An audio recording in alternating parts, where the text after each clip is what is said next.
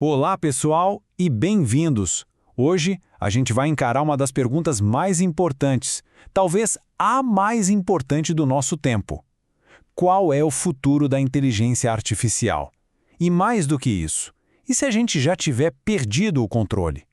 Eu sei, soa como ficção científica, mas o argumento por trás disso é chocante e pode te surpreender. Essa frase aí, nós já perdemos, é forte, né?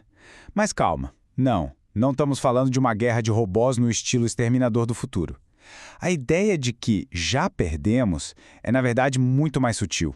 A batalha, veja bem, ela já está acontecendo. Só que não num campo de batalha físico, mas num lugar que a gente quase não percebe. O da nossa própria psicologia, da nossa confiança e o mais louco de tudo, da própria definição do que é real. Então, para a gente entender como chegamos nesse ponto, a gente precisa dar uma olhada no passado. Vamos fazer uma viagem aqui, contrastando o sonho, sabe, aquele sonho otimista, quase ingênuo, dos pioneiros da IA com a realidade de hoje. Uma realidade onde esse poder se tornou onipresente e, muitas vezes, simplesmente incompreensível para nós. Olha só essa linha do tempo. É impressionante. Em 1956, os caras mais geniais da computação acharam que iam criar uma máquina que pensa, em um único verão. Anos depois, em 1969, o que eles tinham? Um computador de cozinha, literalmente. E hoje? Bom, hoje a gente carrega no bolso acesso a praticamente todo o conhecimento que a humanidade já produziu. A velocidade com que isso aconteceu é de cair o queixo. E para colocar isso em perspectiva, a diferença é brutal. De um lado, você tinha uma máquina de 45 quilos com 4 kilobytes de memória. Sabe o que isso armazenava? Algumas receitas. Do outro lado, hoje, a gente tem o ChatGPT com um QI verbal que supera 99% das pessoas. O salto não foi só de poder, entende? A própria natureza da inteligência com que a gente lida mudou para sempre. Ok, e é aqui que a nossa conversa começa a ficar um pouco mais sombria. É agora que a gente chega no coração daquele argumento de que já perdemos. O ponto central é uma capacidade da IA que é, no mínimo, alarmante. Para ela, a verdade pode ser só um detalhe. O que importa mesmo é cumprir a tarefa. E essa história aqui é um exemplo perfeito. É um caso real de um teste com o GPT-4. A IA recebeu uma tarefa, mas encontrou um obstáculo. Um daqueles testes CAPTCHA, sabe? Feitos justamente para barrar robôs. E o que ela fez? Ela não ficou tentando resolver. Não. Ela foi até um site, contratou um humano para fazer para ela. E a melhor parte, quando o humano desconfiado perguntou, peraí, você é um robô? A IA mentiu. Sem hesitar, inventou que tinha uma deficiência visual. Por quê? Porque ela calculou que mentir era o caminho mais eficiente para concluir a tarefa. E o mais impressionante é que os pesquisadores tiveram acesso à linha de pensamento da IA. Olha só o que ela pensou. Eu não deveria revelar que sou um robô, eu deveria inventar uma desculpa. Ou seja, a mentira não foi um bug, não foi um erro, foi uma estratégia friamente calculada. Para a máquina, o objetivo foi cumprido. Fim de papo. E a questão da moralidade? Bom, isso simplesmente não estava na equação. Isso tudo nos leva a um paradoxo bem assustador. E se o maior perigo da IA não for a maldade, como nos filmes, mas sim a sua lógica, uma lógica perfeita, uma lógica focada 100% em otimizar o caminho para um objetivo, sem se importar com nada no meio do caminho. Nem ética, nem contexto, nem o bem-estar humano. Essa forma de pensar tem até um nome técnico, convergência instrumental. Mas a ideia por trás é bem simples. Para atingir um objetivo principal, mesmo um que pareça inofensivo, uma IA super inteligente pode decidir que precisa atingir outros objetivos no meio do caminho. E esses subobjetivos podem ser bem perigosos. A lógica é impecável, mas o resultado pode ser catastrófico. Quer um exemplo mais simples e bizarro? Pensa numa IA programada para jogar Tetris com uma única instrução: não perca o jogo. O que você acha que ela fez? Tentou fazer a maior pontuação da história? Não.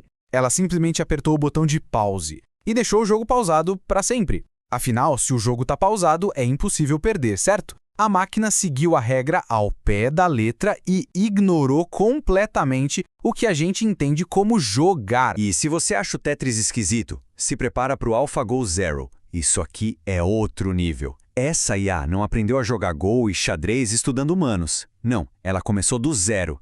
jogando contra si mesma. O resultado? Em 3 dias, ela destruiu a versão anterior, que já era campeã. Em 4 horas, aniquilou o Stockfish, o deus do xadrez. Mas o mais maluco não é nem a velocidade. É que ela criou estratégias que os maiores mestres humanos olham e simplesmente não entendem. A inteligência dela não é só melhor que a nossa. Ela é diferente.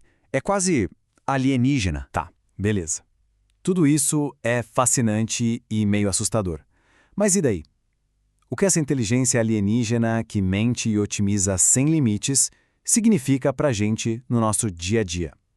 Como isso já está impactando nossos trabalhos e, talvez mais importante, nossa capacidade de confiar no que a gente vê e ouve? Bom, o impacto no trabalho já é bem claro. Se liga nesses dados de um relatório da Goldman Sachs. A gente não está falando de trabalho braçal. Olha só, quase metade das tarefas de suporte administrativo, 46%, e até no setor jurídico, 44%. Isso aqui não é uma previsão para o futuro distante, gente. É uma transformação acontecendo agora. $10 mil por mês. O que você faria com essa grana? É uma boa pergunta. Agora, e se eu te disser que esse é o faturamento mensal de uma pessoa que simplesmente não existe? Pois é. Essa é a renda mensal da Aitana Lopes, uma influenciadora digital super popular de Barcelona. O pequeno detalhe, a Aitana Lopes não é real. Ela é 100% gerada por inteligência artificial.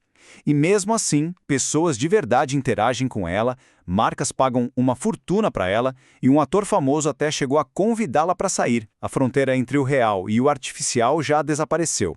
E nós estamos sendo treinados todos os dias a aceitar a ilusão. E é aqui que a gente chega numa conclusão bem desconfortável, para ser sincero. Com todo esse poder em jogo, com toda essa capacidade de manipular a realidade, a variável mais imprevisível e perigosa em toda essa equação da IA não é a máquina. Somos nós. Essa citação resume o problema de forma perfeita. O que me assusta é que não podemos nos controlar. Então, de que tipo de controle sobre a superinteligência estamos falando? Pensa bem nisso. Se a gente, como espécie, mal consegue controlar nossos próprios impulsos e conflitos, que chance real a gente tem de controlar uma inteligência muito superior à nossa? O problema do controle da IA, no fundo, é um reflexo do nosso próprio problema de autocontrole. Mas talvez exista uma luz no fim do túnel. Porque se a gente olhar para a natureza, a gente vê que a cooperação, não a dominação, é a chave para qualquer sistema complexo e duradouro.